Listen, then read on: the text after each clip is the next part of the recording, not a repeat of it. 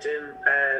First of all, I'd just like to ask your reaction to the draw. It's a pretty familiar look, it'd be fair to say, I think. That's the first thing we thought. We just said a little bit of deja vu with Italy, Sweden and Luxembourg. And no doubt about it, we knew that whatever group we got in these European Championships, it's going to be a stern test from start to finish. So when the three teams came out that we played in the last campaign, you're sort of saying, well, look, we understand what way they play. And certainly Italy, because the last time we played them in October, we ran into the situation where Italy had quite a few players that had the COVID virus and there was close contact, so they brought in a lot of under 20 players. So look, we'd be definitely aware of them, and Luxembourg in the very last game of the campaign, they played quite a few younger players, so it gives us something to work on, that's for sure. Yeah. And what lessons can you take from the last campaign, do you think, that you can bring into this one? Well, the lessons I certainly took would be all positive with regards, you know, the importance of creating a real team bond, and how you do that would be, you know, the opportunity of getting to play in Toulon or a similar tournament, because, you know, to see how much the players developed in that space of time, playing against Brazil and China and countries like that, like the players grew with regards confidence and character, and it's about maintaining that throughout the campaign. You know, keeping in touch with the players when they're with their clubs, and when they come to camp, realising, you know, the importance it is for playing with Ireland, and the importance it is about having your A game when that particular fixture arrives. So, as I've said before, not a lot will be changing, because the lessons I learned in the last campaign have been all positive. Yeah, and obviously there'll be a fair few players you're already quite familiar with, and a few new ones as well. Is there anyone in particular you're sort of looking forward to working with in this campaign in terms of the new players? Yeah, look, I'm certainly looking forward to working with the whole squad again, that's for sure. We have roughly around 12 players that are available to us that have played competitively last year with the under-21s, and that's not including Adama, Troy Parra, Jason I. You know, so we've a lot of players who have already played in the campaign and have that experience, and you know, there'll be new ones coming in for sure, and you've seen at the very last game when we played against Luxembourg that it gave us an opportunity to play Mark McGuinness, who was excellent in the game. We brought on Will Ferry, which we'll be seeing a lot more Will Ferry, whether it's in the UK with his club or with the 21s. So a lot of really exciting talent that'll be coming our way this year, and I just can't wait till, you know, fans are allowed back into Tallaght Stadium and they can nearly rub shoulders with these players, because there is an exciting bunch of players coming through, that's for sure. Yeah, and can I ask you about Nathan Collins? Like, there's obviously a lot of talk about him potentially getting a big move. Like, as someone who's worked with him, like, how good do you think he can be? Yeah, Nathan, you know, with regards to potential, he could be a top centre half, and you know, it's one thing having potential, but having the attitude, and he certainly has the attitude. He's a fantastic work ethic about him. He's always willing to learn. I see him as a real leader, that's for sure. And I spoke to him over Christmas time. We had a good chat with regards to his situation with the 21s and how he's getting on at Stoke, and he's just loving his football, and that's all he lives for. So, you know, we talk about potential, we talk about having the right attitude, and he's got both. So I think Nathan's going to be a top player. Yeah, and just finally for me, another player who there's obviously been kind of headlines about recently is Kevin Ziyech. I know he's still very young, but he's obviously got that exposure to senior football. Is he someone you might consider fast tracking to the 21s, given just the level he seems to be playing at the moment? Well, look, I'd never say never, but again, I know he's played senior football with Shamrock Rovers too during the year, and I've seen him playing in those games. But Kevin, he's still a young lad. I wouldn't commit to Kevin at the minute to say he's ready to come into the 21s, but certainly I'll be keeping an eye on him as well as many other younger players, because I've always had vested interest in players, whether it's the under 15s age group, 16s or what have you, because look, I'm just passionate about player development, and Kevin's been on the radar quite a while with respect to that, but we'll see how he develops, that's for sure, Paul. Thanks, Jim.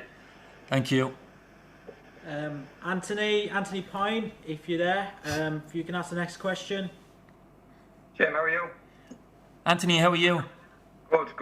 Can I just ask about Jonathan Afolabi? He obviously sustained, or was at the end of some racist abuse online quite recently, and this is something that seems to happen on a week-on-week basis at the minute. Just from your own point of view, how difficult is it for these young players to handle this type of thing and be so open-ended, and that they're just so vulnerable to it? As a coach, have you found that it's something that you've had to deal with more and more, and also have you spoken with Jonathan about it yourself? I spoke to Jonathan the following morning. It happened on a Saturday evening, and I rang him on the Sunday morning, and we quite an extensive chat about it. And the basic message that came from Jonathan, that the comments didn't affect him or bother him, but what he did want to do was get the message out there that there is some idiots out there that they're not educated enough to realise that we're all the same people, and it's thankfully for himself that it didn't hit him that hard, because when I got the message on the Saturday night, I said, right, I'll ring him first thing Sunday morning. I thought it would have hurt him, but certainly not. And look, when Jonathan, he's a fantastic character. He's a player with unbelievable ability. But I know these things, these external factors that affect people, but it certainly didn't affect him. And I thought it was very brave of him to get the message out there and let it be known that there is still racist incidents happening within football, and I think it's important he got the message out for sure. Just in more general terms as well, as much as the under 21s can be a stepping stone for some of the players coming through at the minute, do you think it can be a haven for the likes of Troy Parrott, Michael Obafemi, who sort of come into the limelight very early in their careers, but maybe just need to step back a little bit from it all, the expectation and the pressure and everything that comes with it? Look, I think each case is different, but with regards to Troy and Michael, like they're exceptional pros, and you look at Troy Parrott at the minute, I think he needs a goal with Millwall, but he's still playing well. His general game, he's doing well. There's been massive hype surrounding both players, but they're still young players, that's for sure. Troy at the minute, he's playing regularly. He's starting regularly with Millwall. Although he didn't start the other night or come on, but he played against Bristol City in the FA Cup the weekend, and he doing fine. But I just think he needs a goal to kick on. But when you work with somebody like Troy at close quarters, he's a fantastic talent. He's an unbelievable finisher, but he's still a young boy, and we've got to give him time. Troy's got to work hard at his game. He's got to listen to the very good coaches that he's working with in the UK to develop and reach his full potential. With Michael unfortunately has suffered a bad injury where he had to have an operation, and that being said, that happened I think it was the day before or 2 days before, he was to start against Liverpool with Southampton's first team. So it just shows how close and unfortunate he was not to clock up another appearance with the first team. He could have scored. Who knows what would have happened. But again, Michael's a big character to get over this injury and, you know, get on with his football and get to the heights where he's at. And just the last one then on another player who had an unfortunate setback recently, Will Smallwood. Have you been talking to her? Been in touch with him? Yeah, the injury happened against Leicester. I was watching the game, and I have to say he was doing fantastically well. And then all of a sudden he gets, you know, he came off after I think it was an hour or so. So I just texted him to make sure, is everything okay? He said he's getting a scan. So I rang him after the scan, and I just found out, you know, he hurt his ACL, and he certainly was down about it. But previous to that, he had 2 injuries. He hurt his quad. He just made a recovery. Then he hurt his other quad. He pulled a muscle in his other quad, and then all of a sudden he was out again for an extensive period of time. But he recovered from that, got back into the Southampton first team, and I just said to him, look, it's, you know, all it is a setback, but it'll certainly make you stronger. And in saying that, he's getting his surgery today, so I just wish him well, and you know, his road to recovery, and hopefully he'll get back to what he does best, and that's playing football at a very high level, because he is a high potential for sure. Great, thanks, Jim. Thank you. Declan Hughes, if you've got a question. If not, I'll go to Emmett Malone. Yeah, thanks, Jim. Declan, how are you? Not too bad, Jim. Jim, 30 odd years ago, when you were playing in the under-21s, the national under-21 side had never qualified for a major tournament. That's still true today. Do you feel that this squad has the potential to end that famine? I think it's a very good squad that's coming in this year, but there's so many, as you've seen. You know, I've mentioned the words already, external factors that could happen, where injuries, suspensions, like for example Nathan Collins won't be involved with our first 2 games. You've got Will Smallwood injured, Michael Obafemi, you know, you might get players drafted up to the senior team. So that's the difficulty with the 21s. But if all the arrows are pointing in the right direction, and we've got all our players for every game, I've no doubt we'll certainly, going into the last window, we'll have a great chance with this group that's coming through. Having said all that, given the situation we're in, where the fact that some players who've been called up to the senior squad will still have some eligibility for at least the early stages of the qualification for this tournament, will you also be able to call on the likes of, say, Aaron Connolly and Adam Ida if they don't get called up by Stephen? If they don't get a call up by Stephen, for sure, you know, but I think, you know, Aaron Connolly, he's just recovered from an injury. Now he's back with Brighton's first team, and I think we all know his strengths. Adam Ida, I think he's just back training now, so it'd be a matter of time before he's back with Norwich's first team. And, you know, if he's playing in their first team and scoring goals, certainly he'll be involved with the senior team. But if not, if Stephen decides otherwise, the door will certainly be open for him with the 21s.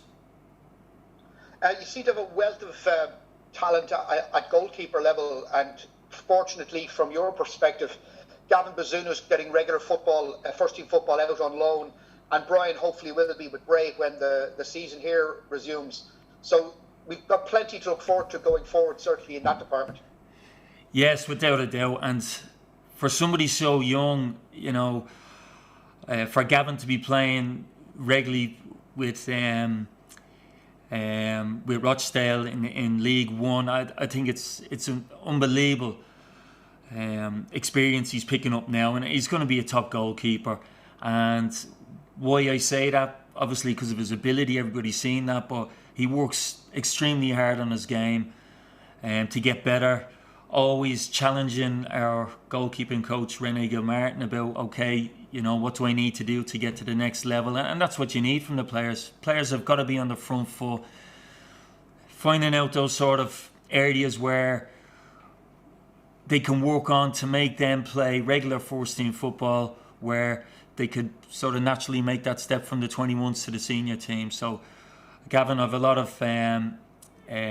hope for Gavin, that's for sure. And Brian Maher had an excellent season last year with Bray, and I've worked with Brian as well under 18s level, so I know how professional he is. So there's no doubt about it, he'll be playing plenty of senior football now when the league gets going in mid-March. And there's a few other goalkeepers in that age bracket as well. David Odomuso from Drogheda United springs to mind. Yeah, that's right. I think he's been away over in the UK on trial as well, but he's certainly on the radar too. Thanks. Brilliant, Dick. Nice seeing you. Emmett, last question from you for the live section. Hi Jim, how's it going? Emma, how are you? Can I ask you about the fixtures?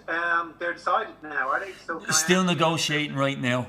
Still negotiating them right now. So our staff are in the other room, and we've just taken a 15-20 minute break to because they've gone on all morning. Up till now. It's been hectic when you're doing it online. Normally you're over in Switzerland, head office over in Switzerland, negotiating your fixtures in a room, but now it's done online. People are talking over each other. People are talking while the laptops are muted. So it's chaos. It's chaos, So, but nothing has been confirmed yet. Nothing's been confirmed. You're kicking off. You're expecting to kick off in March, are you? Expecting to kick off in March, yeah. But you have no idea yet. Did you go into it with somebody in mind that you were hoping to have Italy at home first? Yeah, definitely. We had a plan because, as I said, you go in, you can negotiate, so it's well worth having a strategy in place, and that's what we did. But again, it meets resistance, for certain windows. So again, you keep fighting your own corner, so to speak. But what will eventually happen is that somebody from UEFA will possibly come in and sort of say, okay, here's the fixtures going forward, Okay. Can I ask you about Collins? He's been linked with a couple of Premier League clubs. Do you think he's ready to make that step at this stage? Would you be concerned that if he made the step up to the Premier League that he might end up going quite a while without first team football, or would he go into that straight away?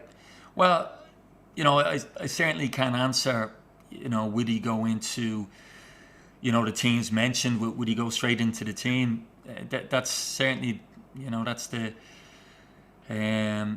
view of the team that he goes to. But for me, I've always said it to players, if you're playing first team football and you're happy, just keep doing what you're good at, because eventually something will move for you. Because I think myself that if he did make a move and it ended up where he wasn't playing every week, I don't know what that would do with regards to his confidence or what have you, because I'm looking at him play every game that he plays with Stoke, and he's developing so quick, and he's a big player with Stoke at the minute, so look, the decision is his ultimately, and the decision of whether he plays every week is the team that brings him in, so but come here, as I say, he's still a young boy, and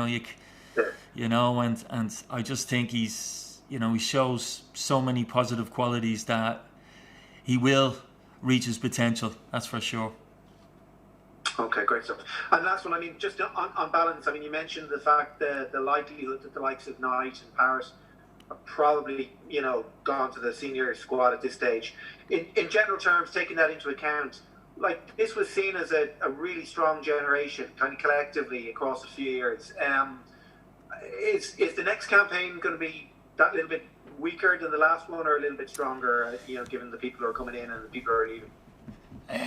Well, if you consider, I think there's about 5 players that are been with the senior team that could still play with this 21s group, which it's a testament for all the work that's been done with the players with regards coaches, whether it's grassroots level, League of Ireland, or the coaching that they get in the UK. I think it's, 9 players in total from last year's under 21s group got promoted into the senior squad, and that's, that's phenomenal, and I don't think, and I said it yesterday, that I don't think there's any country in the world that can boast that you've got 9 players in 1 year that get promoted. So it'd be a tough act to follow that. The players coming in, they're good players. Like you've got, as I said, unfortunately he's injured at the minute, Will Smallbone.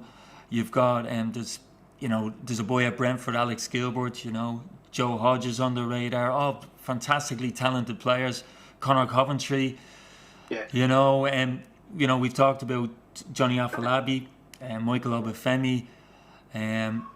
So there's an abundance of talent coming through. So, we just have to wait and see. It's hard to compare, but all I'll say is that, it's just been an amazing year.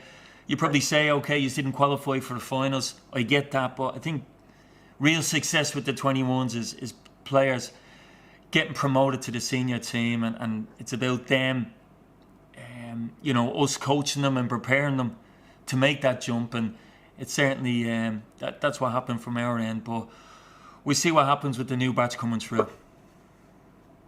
Okay, sorry if I can ask one more. No problem. Too much. It's taking you off on a slightly different subject, but very related, I think.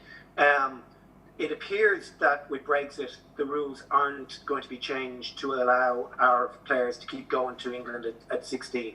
Are you concerned that a lot of the players you mentioned there, a lot of really great prospects, quite a few of them have gone from here at 16 to England and benefited from the massive resources the clubs over there have to develop players. Are you concerned that in 4 years' time, assuming you're in the job, some of those players that you have at that stage might have missed out slightly through not being able to avail of that? It'd be a concern if we didn't do anything in this country now with regards coaching. So I think it's definitely put the onus back on us that, okay, we've got to raise the bar in many things, whether it's contact hours or what have you. But it also gives clubs an opportunity to link up, not only with UK clubs. We could link up with, you've seen Jack Bourne, he's gone to Cyprus. But, would there be opportunities to link up with teams from Europe? And I think we got to be creative in that too. So if you're a League of Ireland club, maybe it's a route that you can go. So I wouldn't be closing the door because they can't go over to the UK, that's for sure. But I do think the onus is on us from 16 to 18 to help develop these players to reach their potential when they get to 18. So if they do get that opportunity to go over to the UK, that there isn't a gap. Okay, but thanks very much. Okay, I hope that helped you, Emmett. Cheers. Take care. Thanks, Emmett. And you. Don't believe there's any more questions from the live section. All right.